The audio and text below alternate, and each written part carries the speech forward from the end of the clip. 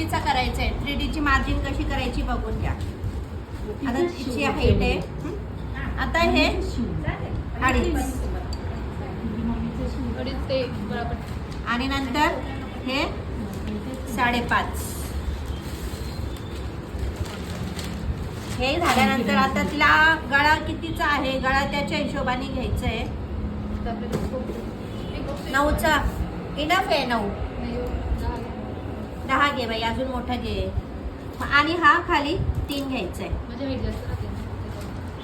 मला पण हाईट जास्त मला पण नाही. त्याच्यानंतर मग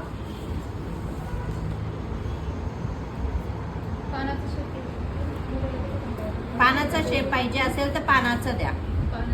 हा मोराला छान दिसेल.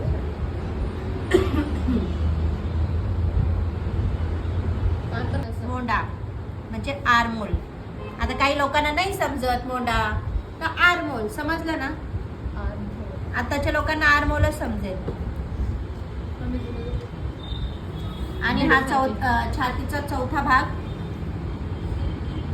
जेव्हा तुम्ही शिवणाऱ्याला शिवायला देतील तेव्हा ती 8 आहे तर मग 10 घेईल, म्हणजे हे 2 वाढतील. आलं का लक्षात.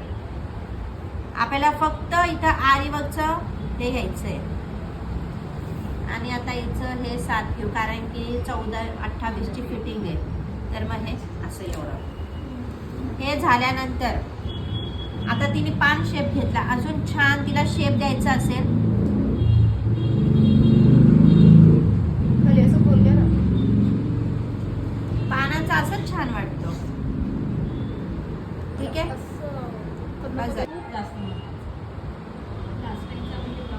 काय बोलता मॅडम, हे एवढंसच दिसतंय पांढरा, पण हे एवढंच कसं काय दिसणार.